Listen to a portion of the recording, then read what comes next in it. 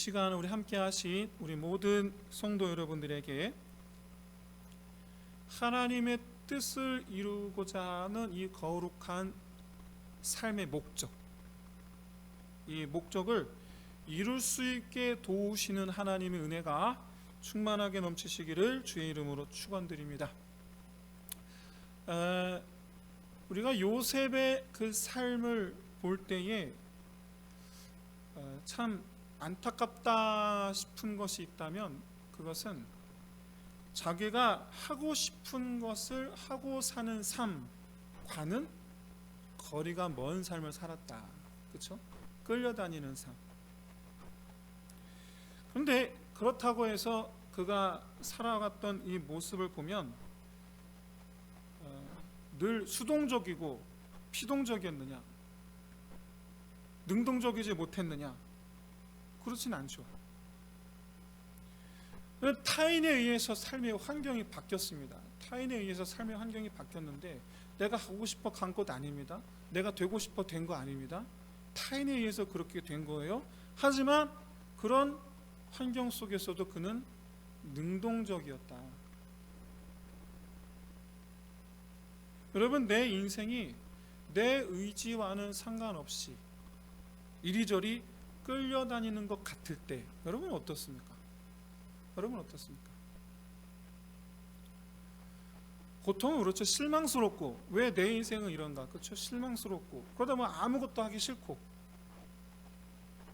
빨리 다른 곳으로 가고 싶고, 아니면 어떻게든 변화를 주고 싶고, 대부분 우리가 그렇지 않은가? 이건 싫다는 거죠. 어쨌든 이건 싫다라는, 이 상황은 싫다라는 거예요. 그런데 물론 요셉은 실망하지 않았다, 그러지 않았다라고 말할 수는 없습니다. 분명 그도 실망했을 거고 낙심했을 거예요. 하지만 근데 그런 상황 속에서 요셉은 가고 싶다고 해서 갈 수 있는 상황이 아니었어요. 피하고 싶다고 해서 피할 수 있는 상황이 아니었어요. 그래서 그는 어떻게 했느냐? 하나님께서 함께 하신다, 하나님께서 길을 열어주신다 믿으면서 어떻게든 견뎌내는 모습을 보여줍니다. 견뎌냅니다. 어떻게든. 그런데 저는 그렇다고 이 시간 여러분에게 그런 견뎌내야 됩니다, 피하면 안 됩니다, 그런 말씀을 드리려는 게 아니에요. 전혀 그런 게 아닙니다. 그런데 요셉이 견뎌내다가 보니까 한 가지 사실을 깨닫게 됩니다. 뭘 깨닫게 되느냐? 내가 이리저리 끌려다닌 이유가 뭘까? 깨닫게 되죠. 아, 이것이 하나님 뜻이었구나. 어떻게 하느냐? 그래서 그 다음부터는 적극적으로 하나님의 뜻을 이루기 위한 시도를 합니다. 자기의 주어진 상황 속에서 피하지 않아요. 하나님의 뜻을 이루려는 시도를 합니다. 정말 피동적으로 주어진 환경이죠. 고난의 시간, 주어진 고난의 시간인데 내가 찾아간 고난이 아니고 내가 하다가 맞이한 고난이 아니고 주어진 고난의 시간을 믿음으로 이겨내더니 언제부턴가 능동적으로 적극적으로 하나님의 계획을 이루는 일을 합니다. 오늘 본문이 바로 그에 대한 말씀이에요. 오늘 본문이. 그래서 우리는 요셉이 어떤 하나님의 계획을 행동으로 실천하고 있는가, 그것을 우리 오늘 함께 살펴보고, 우리 역시 지금 현재 주어진 삶 속에서 하나님의 뜻을 이루는 신실한 주의 종들 되시기를 주의 이름으로 축원드립니다.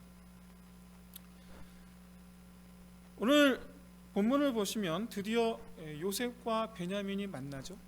요셉과 베냐민이 만나는데 그토록 바라던 일. 그런데 결과적으로 누구도 선뜻 이해하기 어려운 행동을 합니다. 왜 그랬지?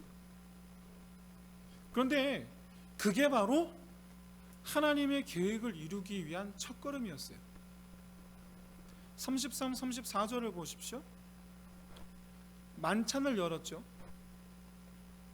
그리고 형들을 나이 순서에 맞게 앉히죠.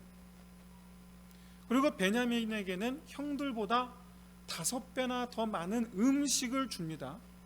여기서는 음식을 줘요. 그래 놓고는 동생을 도둑으로 만들어요. 그래 놓고는. 그럼 정말 이상하죠? 도대체 의도가 뭐냐? 형들보다 5배의 음식을 더 많이 주고 그리고 나서 도둑으로 만들고 도대체 의도가 뭐냐? 여러분, 이 요셉의 의도를 이해하려면 요셉 이야기 전체의 뼈대를 이루는 중요한 핵심 소재, 그게 뭡니까? 꿈이죠. 꿈. 이 꿈을 반드시 생각하셔야 돼요. 항상 꿈이 전제가 되어 있어요, 요셉 이야기에는.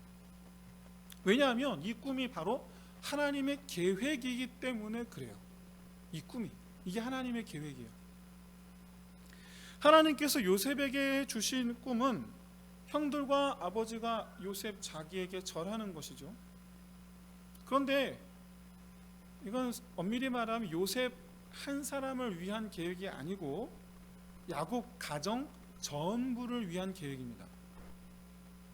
보여지는 건 가족이 요셉에게 절하는 뭐 좀 자존심 상할 수 있는 그런 거긴 하지만, 근데 사실은 이건 하나의 과정일 뿐이고 그런 과정을 거쳐 이루게 될 하나님의 계획, 결국엔 야곱 가정 전부를 위한 일이에요. 그래서 요셉이 형제들, 아버지, 부모님이 자기에게 절을 하게 하려는 건 이것은 자기를 위한 게 아니고 사실은 하나님의 계획을 이루어서 무엇을 위한 것이다? 야곱 가정, 그렇죠? 나와 내 집을 위한 계획인 거예요. 1차 형들과의 만남에서 베냐민을 데려오라 라고 한 이유가 바로 그것 때문입니다.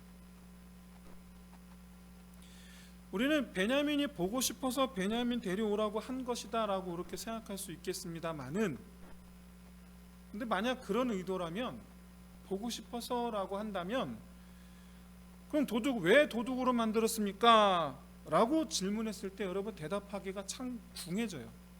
뭐라고 대답을 해야 되지?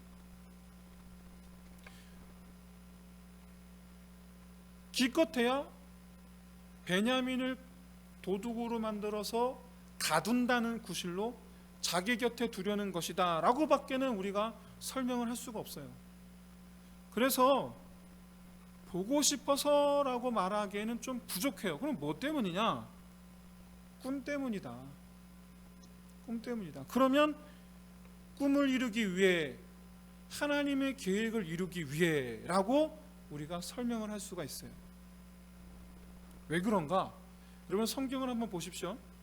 창세기 42장 9절을 보시면 요셉이 형들과 1차 만남이죠. 애굽에서 1차 만났을 때 형들을 보자마자 곧바로 지난날 꾸었던 꿈을 생각했다 라고 말해요. 꿈을 생각했다. 그리고 요셉이 꾸었던 꿈은 여러분 두 가지입니다.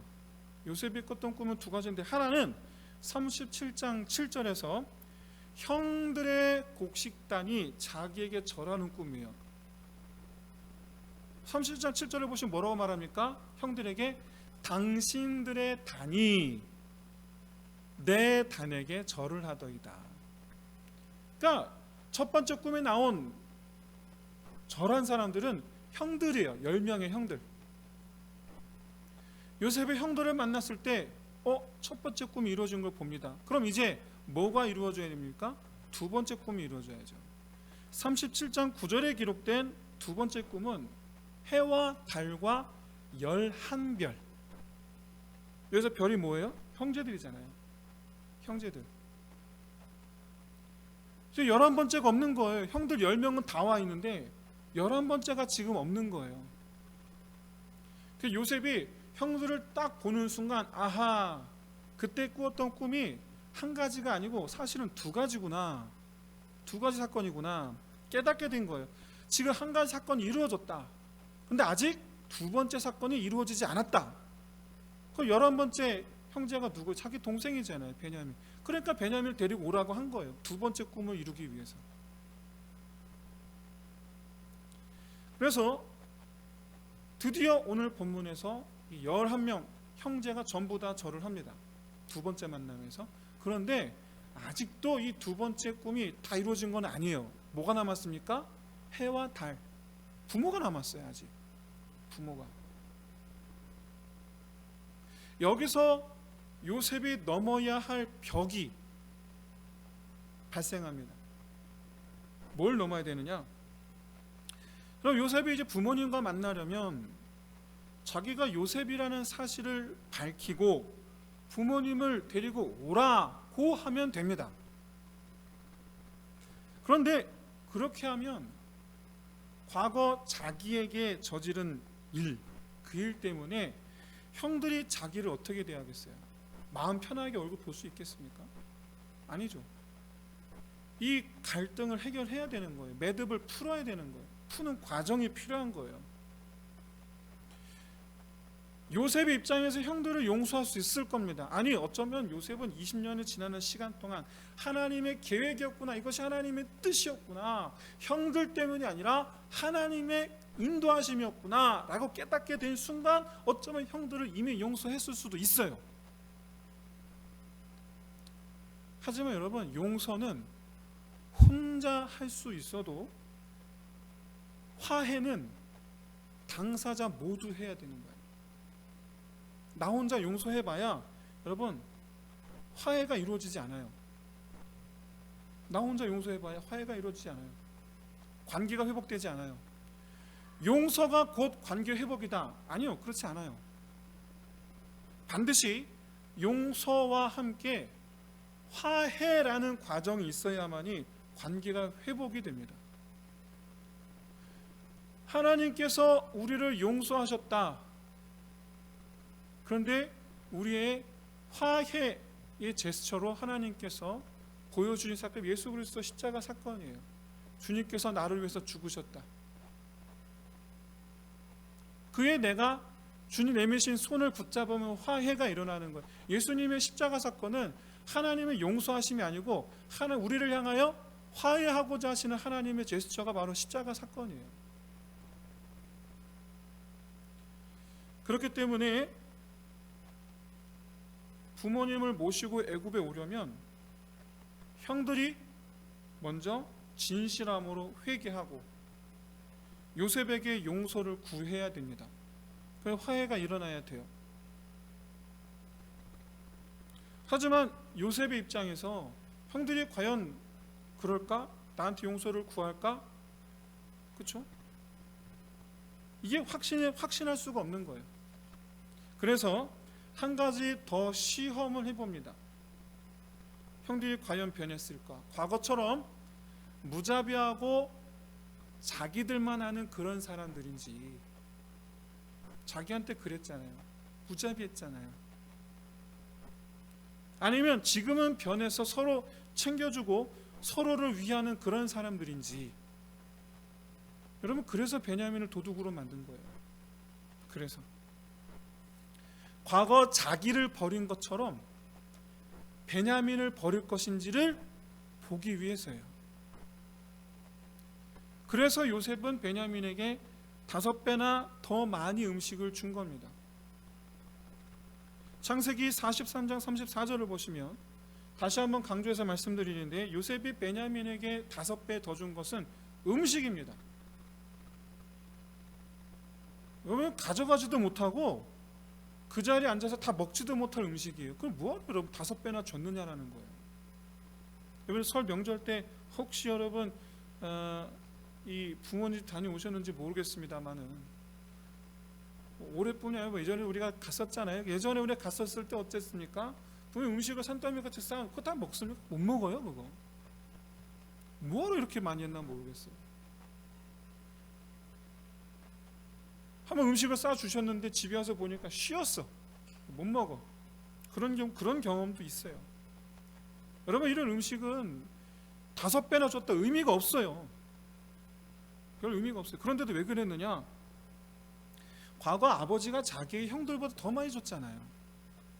과거 아버지가 형들보다 자기에게 더 주고, 형들보다 더 좋은 걸 주고, 형들보다 더 예쁜 걸 주고, 자기한테 그랬잖아요. 그래서 형들이 자기를 시기했잖아요. 그래서 지금 난 여기 애굽에 와 있잖아요. 지금 그거를 베냐민이 똑같이 하는 거예요. 애굽 총리가 베냐민을 더 위한다. 베냐민을 더 사랑한다. 과연 형들이 베냐민에게 어떻게 반응할까? 이 형제들이 베냐민 어떻게 반응할까? 또 시기의 눈초리를 보낼까?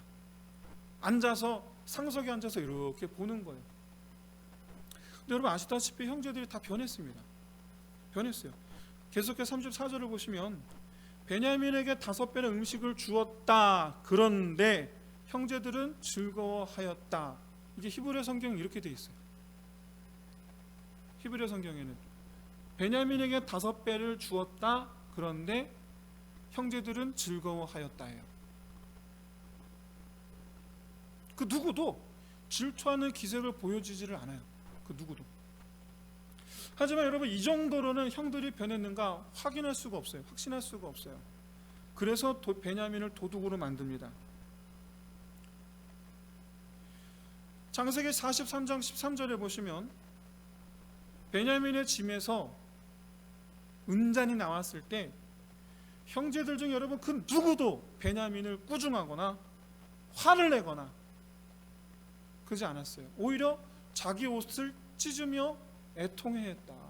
그렇게 말해요. 그런데 사실 창세기 44장 10절에서 형제들에게 빠져나가 구멍을 먼저 줍니다. 뭐라고 하느냐? 요셉이 보낸 청지기가 은잔이 나온 사람만 종이 될 것이고 나머지는 평안히 돌아갈지라라고 말했어요. 나머지는 평안히 돌아가면 된다. 나머지는 아무 죄가 없으리라. 그래서 나머지 형제들은 그냥 베냐민이 끌려가든지 말든지 자기들 그냥 가면 됩니다. 그런데 어떡합니까? 옷을 찢으며 애통해하며 요셉에게로 같이 함께 돌아옵니다. 가지 않아요.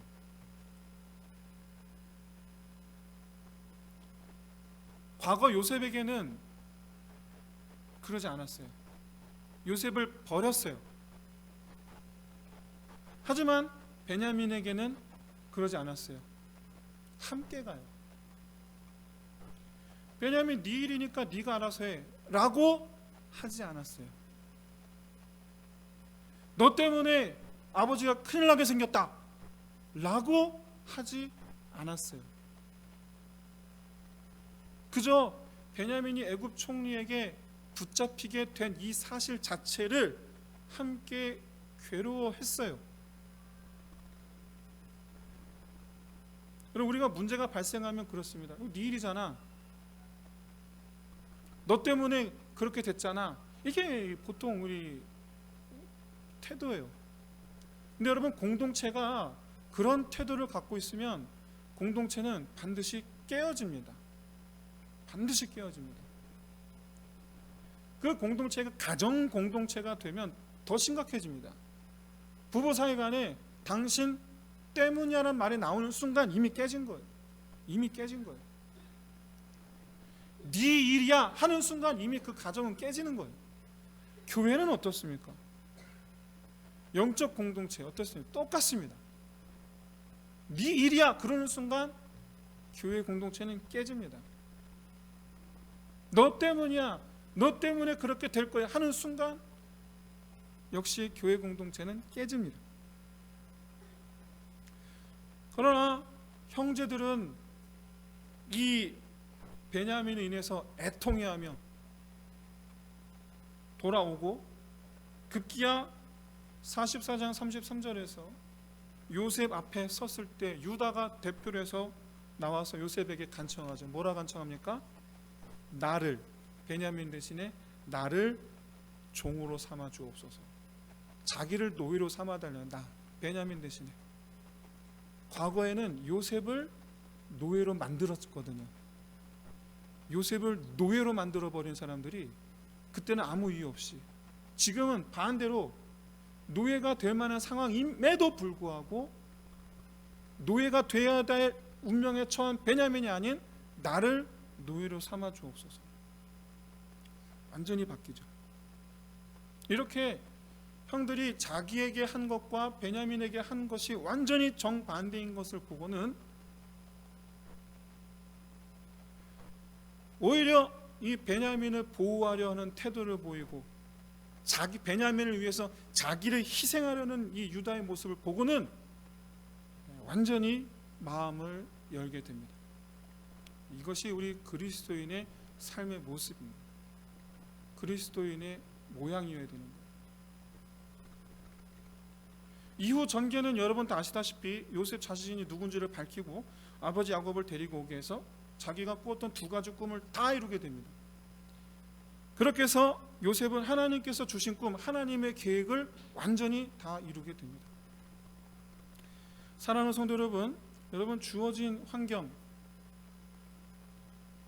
탓하지 마시고, 여러분 상황 탓하지 마시고, 그런 환경과 이런 상황 속에서도 함께 하시는 하나님, 그 하나님께서 지금 나와 함께하고 계시다라는 것을 믿는 믿음으로, 왜 이렇게 되었는가 지금은 알 수 없지만 반드시 하나님의 뜻이 있으리라 믿는 믿음으로 뿐만 아니라 또 하나님의 뜻을 알게 되었을 때 그것을 이루어내는 저와 여러분 되시길 진심으로 소원합니다.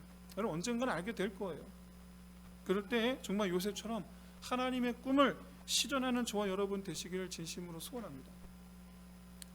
주어진 환경, 상황, 이 고난의 때에 원망이 아닌 함께 하시는 하나님을 보고 의지하고 잘 이겨내서, 승리해서 잘 이겨내서 그 길 끝에서, 고난이 끝난 날이 온단 말이에요. 그 길 끝에서 하나님의 뜻을 이루는 오늘날 이 시대의 요셉 다 되시기를 주의 이름으로 축원드립니다.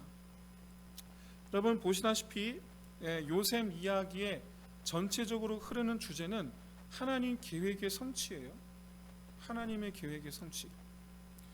그런 점에서 요셉은 지금 하나님의 계획에 적극적으로 동참하고 있어요. 내가 주의 뜻을 이루리라. 요셉은요, 형들과의 관계 회복을 주의 일이라고 생각하는 거예요.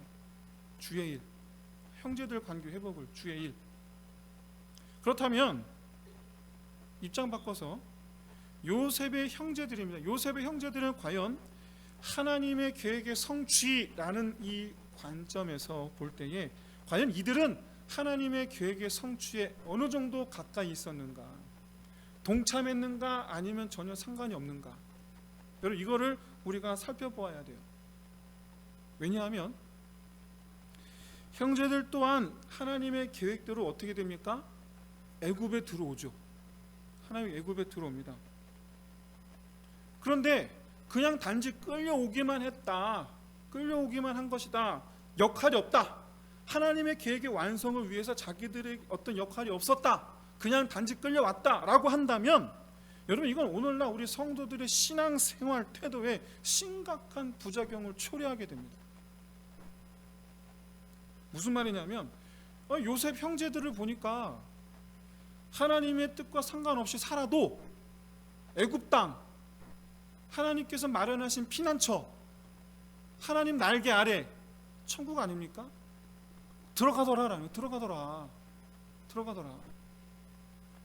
하나님의 뜻과 상관없이 살아도 천국에 가더라라는 거예요. 그런 결론을 얻게 된다는 거예요.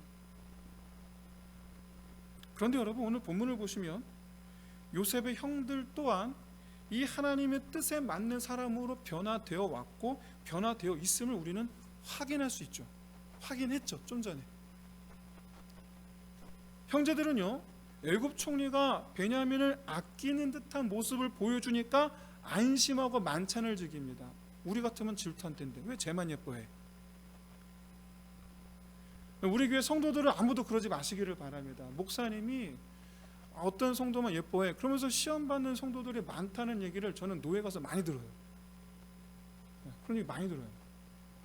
목사님이 새신자만 오면 좋아해, 그런 얘기 많이 들어요. 근데 좋아해야죠, 그렇지 않습니까? 목사님만 좋아하면 안 되고 여러분 성도들 다 좋아해야 됩니다. 새신자 오면.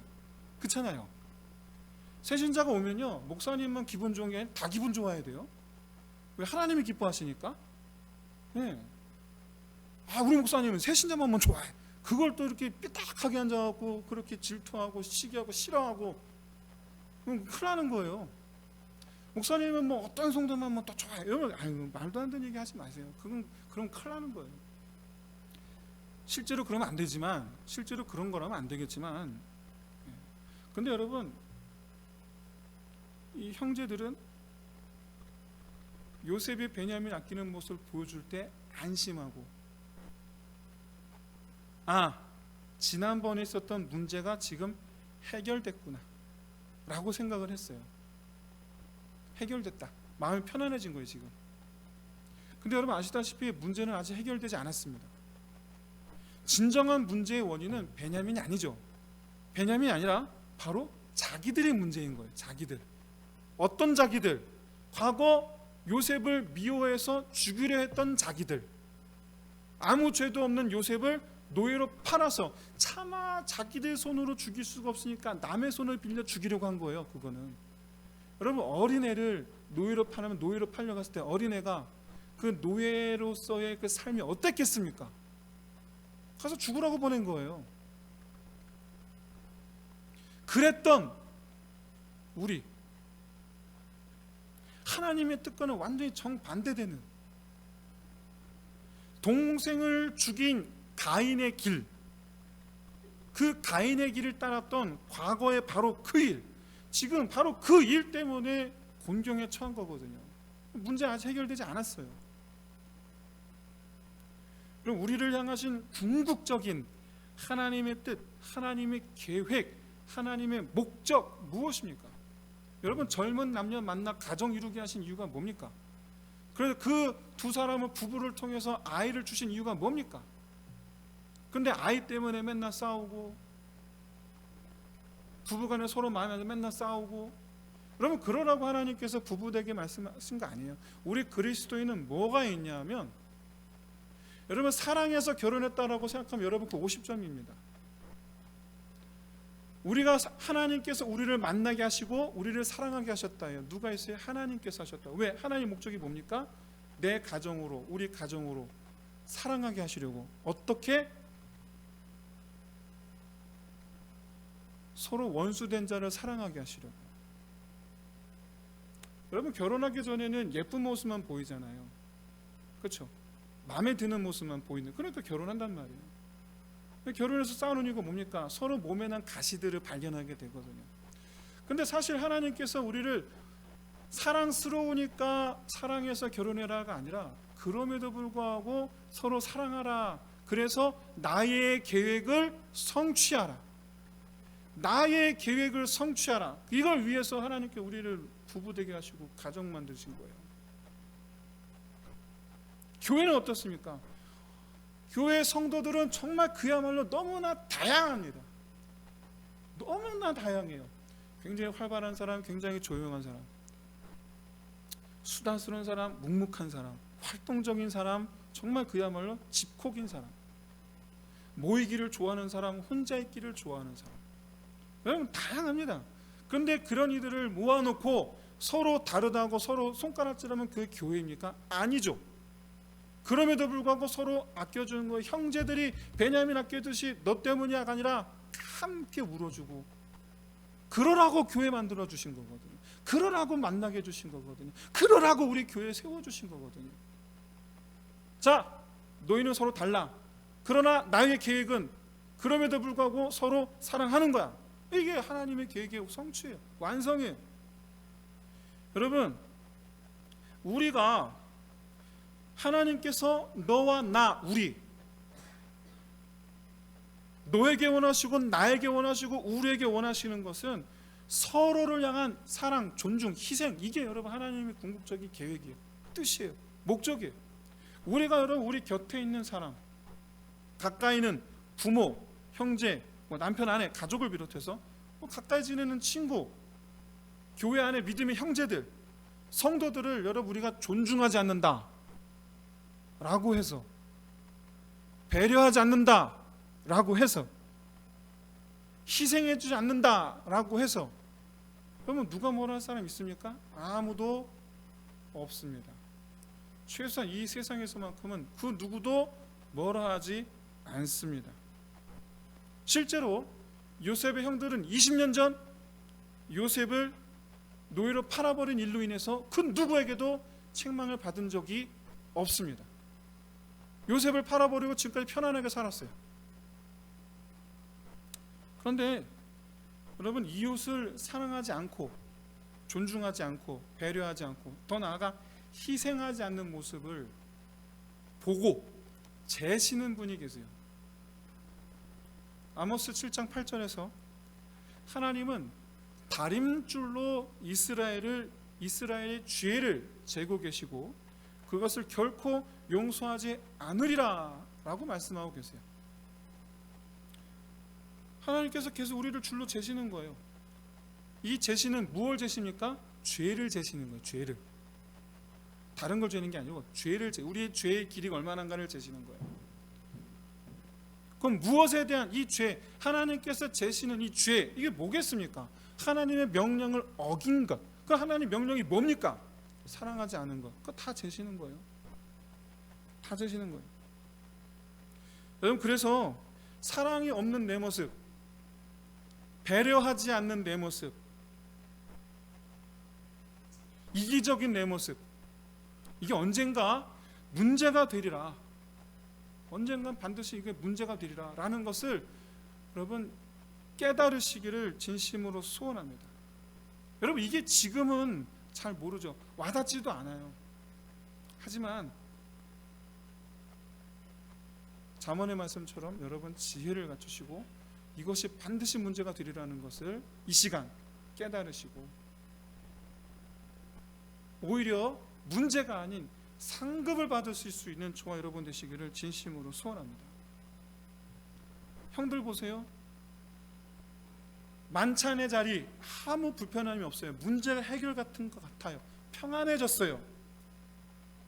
지금 화평한 것 같아요. 아무 일이 안 생겼거든요.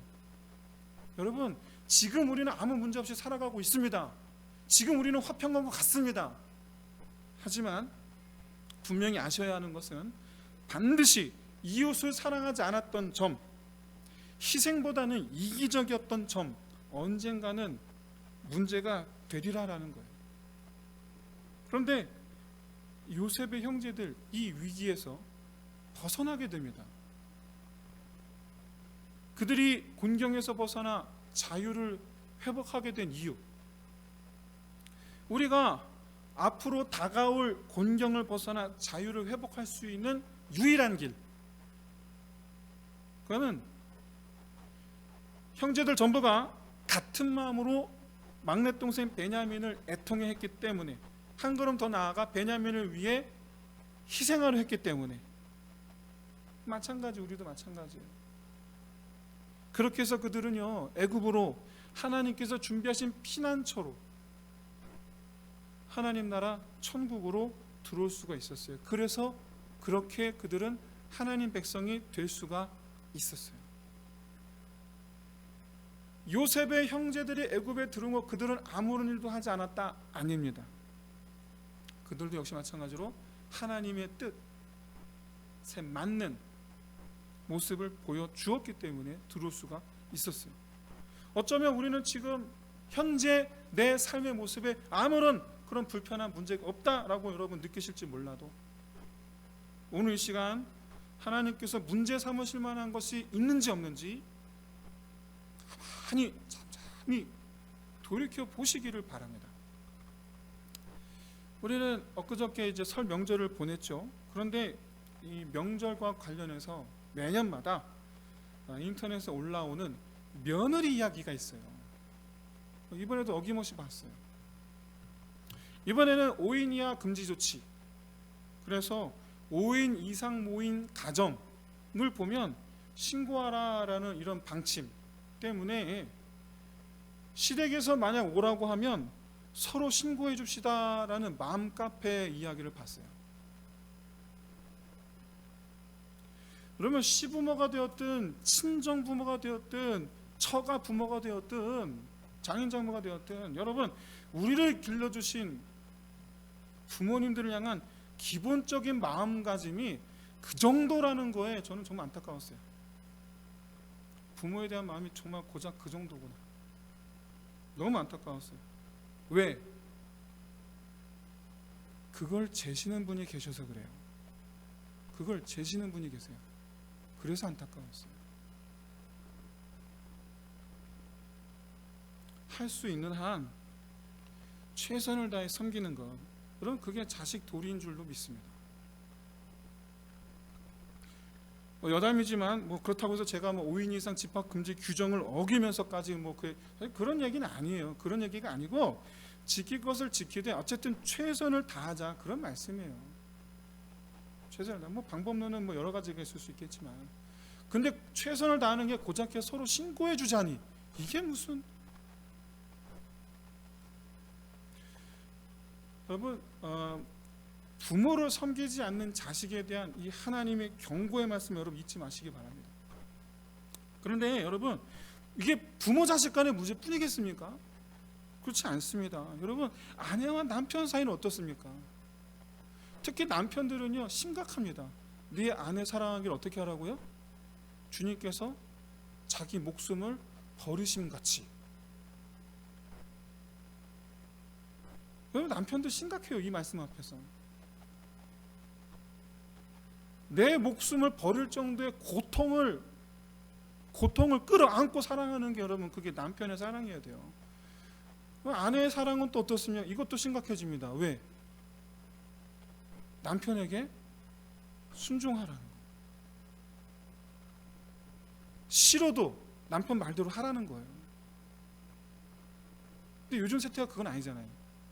남편이 아내에게 순종해야지 편안한 시대라고 말하는 그런 시대에 살고 있죠. 우리 이제 좀 아무튼 여러분 형제 사이는 또 어떻습니까? 형제. 우리 성도들 사이는 또 어떻습니까? 성도들 사이.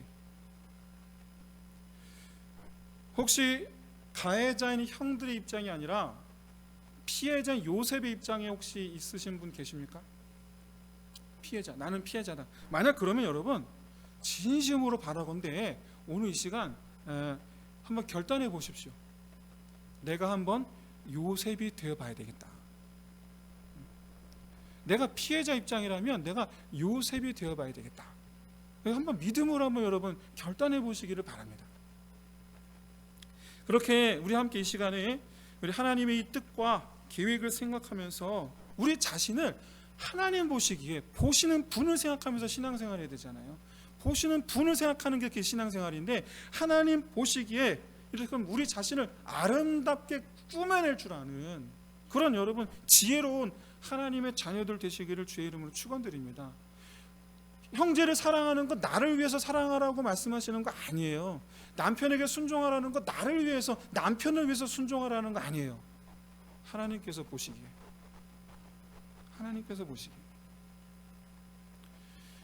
변화된 이 형들의 모습을 확인하고 울음을 터뜨린 이 요셉의 모습이 바로 누구의 모습이냐? 그럼 하나님의 모습이고 하나님의 마음인 것을 깨달으시길 바랍니다. 무슨 얘기냐? 하나님의 마음을 시원하게 하는 사람은 바로 하나님의 뜻을 행하는 사람입니다. 그 하나님의 마음을 시원하게 하는 사람, 하나님을 감동케 하는 사람입니다. 그렇기 때문에 이 형들의 변화를 누구보다 하나님께서 기뻐하신다. 누구보다 하나님께서 기뻐하신다. 바라기는 하나님 앞에 이 문제가 될 행동은 버리고 하나님 보시기에 기쁨이 될 행동을 쌓아가는 그런 인생 되시기를 주의 이름으로 축원드립니다. 우리 이제 이 말씀 마치겠습니다. 여러분 하나님의 뜻과 계획이라는 것은 예수 그리스도께서 오실 때까지 아니면 내가 갈 때까지 행동해야 할 행동이에요. 행동해야 할 우리의 삶의 목표예요. 오늘을 행동하고 내일을 행동하고 평생 행동해야 할 지금 내가 어떤 상태에 있는가, 지금 내가 어떤 상황 속에 있는가 그런 것에 좌지우지 되지 말고 꿋꿋하게 우리가 붙잡고 이루어가야 할 그런 저와 여러분 되시기를 진심으로 소원합니다. 이를 위해서 먼저 아니신 분이 더 많으리라 저는 그렇게 믿지만 혹시 깨어진 관계가 있다고 한다면 여러분 그 깨어진 관계를 놓고 기도합시다. 하나님은 결코 깨어진 관계 그대로 하나님 나라 데려가지 않으십니다. 그 깨어진 관계를 회복이 되어야만이 우리가 하나님 나라로 들어갈 수가 있습니다. 이것이 오늘날 이 시대 우리 가정이 지금 이 시간 내 가정이 천국 되는 비결이에요. 깨어진 관계를 회복하라. 관계 회복되는 순간 천국이 임할 줄로 믿습니다. 용서와 화해라는 것은 하나님의 계획의 완성을 위해 반드시 거쳐야 하는 과정이에요.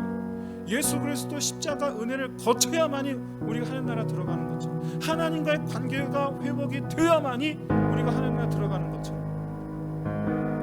그렇게 여러분 나와 내 집이 하나님 앞에 천국 되기를 소망하면서 하나님의 뜻이 이루어지는 내 가정, 우리 교회, 내 인생 되시기를 주의 이름 축원드립니다. 우리 함께 기도합시다. 먼저 어떤 상황이 있었는지 내가 하나님의 뜻을 이루는 자 되기를, 두 번째로 깨어진 관계가 회복되기를, 우리 함께 기도하겠습니다. 하나님 아버지, 참으로 주님께서 이 시간 우리 주신 말씀을 붙잡고 하나님 기도합니다. 원하옵건대 하나님의 뜻이, 주의 뜻이 이루어지이다. 주의 뜻이 이루어지이다. 하나님, 내 생각, 내 감정대로가 아니라 주의 뜻이 이루어지이다.